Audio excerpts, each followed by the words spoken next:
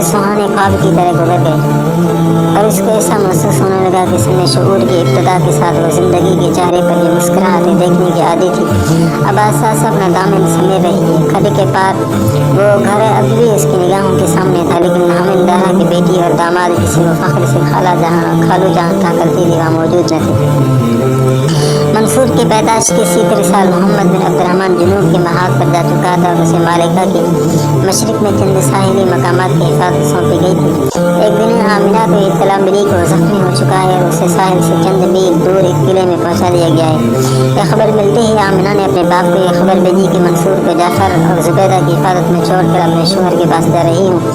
आतिका और उसकी माँ भी मंसूर का ख्याल रखेंगी ताहम सईद को भी चंद दिन के लिए भेज दें।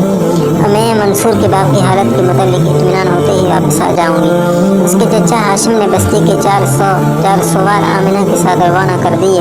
उन्हें चंद दिन बाद आकर ये इत्तला दी कि मोहम्मद बिन अब्दुर्रहमान की हालत ज़्यादा तशवीशनाक नहीं, ताहम उसके ज़ख्म ऐसे हैं कि 2-3 हफ्ते बाद चलने फिरने के काबिल हो सकेगा।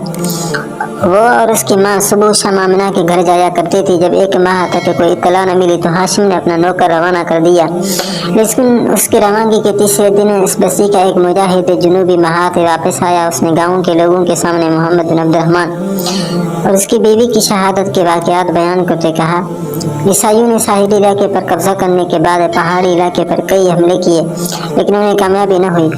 मोहम्मद बिन अब्दुर्रहमान ने रुबू सेहत होते ही किले की लश्कर की कमान संभाली थी और जवाबी हमले करके दुश्मन को साहिल की तरफ सिमटने पर मजबूर कर दिया था। लेकिन इस अरसे में दुश्मन मालकदर पर हमले करने के लिए मजीद अफवाज साहिल पर उतार चुका था। एक लश्कर साहिली इलाके के साथ साथ मशरिक दूसरा मगरिब की तरफ पेशकदमी कर रहा था। इसके अलावा सवारों के दस्ते थे मालका की तरफ पेशकदमी कर रहे थे। चुनाच मालका ले सिपा सलार को इस पास की चौकियाँ खाली करनी पड़ी और उसने मोहम्मद बिन अब्दुर्रहमान को भी हुक्म दिया कि वो बाकायदा फौज के साथ मालका पहुंच जाओ। किले की हिफाजत मकामी कबाइल के रज़ाकारों को सौंप दे। किले के अंदर 300 सिपाही और कोई 40 औरतें मौजूद थी। मोहम्मद बिन अब्दुर्रहमान ने गुरूब आफ्ताब के बाद उन्हें तैयारी का हुक्म दिया। इशा की नमाज के बाद हम लोग मालिका का रुख कर रहे थे। साहिल के कुशादा हमवार रास्ते पर सफ़र करने पर दुश्मन के हमले का खतरा था, इसलिए हमने पहाड़ का तवील और दुश्वार गुजार रास्ता इख्तियार किया। रागते हुए पिछले पैर हम एक तंग घाटी उबूर कर रहे थे कि अचानक दाएं हाथ की पहाड़ी से तीरों और पत्थरों की बारिश होने लगी। आगे आम में हमारे एक आदमी शहीद हो गए और कितने ही जख्मी हुए। कई सवार घोड़ों समेत सड़क की दूसरी तरफ खड़ में जा गिरे। मोहम्मद बिन अब्दुर्रहमान अपनी कुव्वत से चला रहा था। पैदल दस्ते पहाड़ी पर कब्जा कर लें और सवार औरतों और बच्चों के साथ सफर जारी रखें, लेकिन रात की वहशतनाक तारीकी में औरतों, बच्चों और जख्मियों की चीख बुखार के बाद उसकी आवाज़ बेअसर साबित हुई। खुशकिस्मती से पीछे आने वाले सिपाहियों ने जो तीरों और पत्थरों की इज्जत से महफूज से अपनी जिम्मेदारी महसूस की और पहाड़ी पर चढ़ गए। रात की तारीकी में दुश्मन को तलाश करना आसान न था, लेकिन जब हमला आवरों को अपने अकब में अल्लाह अकबर के नारे सुनाई देने लगे तो वो भाग निकले।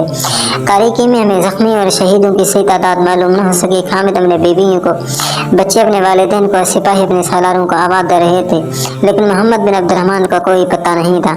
हमारा ख्याल था कि औरतों और बच्चों की हिफाजत करने वाले सवारों के साथ वो आगे जा चुका है। नायब सालार ने एक सवार को हुक्म दिया कि तुम आगे जाने वालों का पता लगाओ। अगर सालार इनके साथ हुआ तो उसे मशवरा दो कि हमारे लिए हर तारीकी में आगे बढ़ने की बजाय पहाड़ी पर रात गुजारना बेहतर होगा। फिर उसने अपने चंद आदमियों को हुक्म दिया कि वो आसपास की बस्तियों के लोगों को मदद के लिए बुला रहे हैं। थोड़ी देर बाद आगे जाने वाले सवार औरतों और बच्चों के साथ वापस आ गए। उनकी ज़बानी मालूम हुआ कि 2 मील आगे नाले का पुल टूटा हुआ था। चंद सवा चंद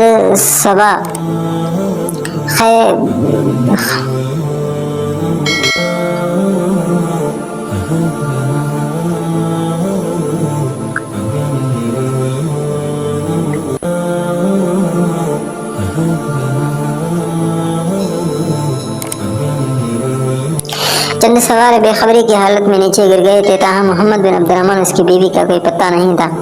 फूटने से पहले इस पास की बस्तियों से सैकड़ों आदमी वहां पहुंच गए। मशालों की रोशनी में शहीदों की लाशों और जख्मियों को तलाश किया गया। चंद आदमी मशालें लेकर खड्डे में उतर गए। चंद नाले की तरफ भागे। खड्डे में कोई 40 लाशें बिखरी हुई थी और आमिना की लाश उसके घोड़े के नीचे दबी हुई थी। मोहम्मद वहां नहीं था।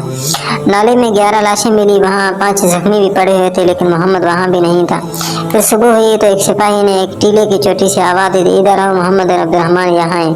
हम भागते हुए वहां पहुंचे। मोहम्मद बिन अब्दुर्रहमान की लाश टीले के दूसरी तरफ पड़ी हुई थी और उसकी गर्द 2 मुसलमान और 5 नसरानी सिपाहियों की लाशें बिखरी हुई थी। एक नसरानी उससे चंद कदम दूर दम तोड़ रहा था। मोहम्मद बिन अब्दुर्रहमान के जिस्म पर 15 जख्म थे और तलवार भी अभी तक उसके हाथ में थी।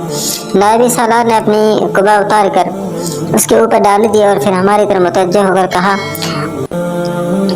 आज खुदा और उसके बंदों के सामने शर्मिसार हूँ। मैं आज खुदा और उसके बंदों के सामने शर्मिसार हूँ। मुझे ये सोचना भी नहीं चाहिए था कि मोहम्मद बिन अब्दुर्रहमान किसी खतरे से भाग सकता है। मैं अभी तक यही समझ रहा था कि हमला आवर हमारे पीछे आने वाले साथियों के नारे सुनकर भाग गया था। ऐसे लोगों की रफाकत में जीना और मरना एक सआदत है। उसकी बेबी की लाश यहाँ पहुँचा दो। नायब सालार को मालूम था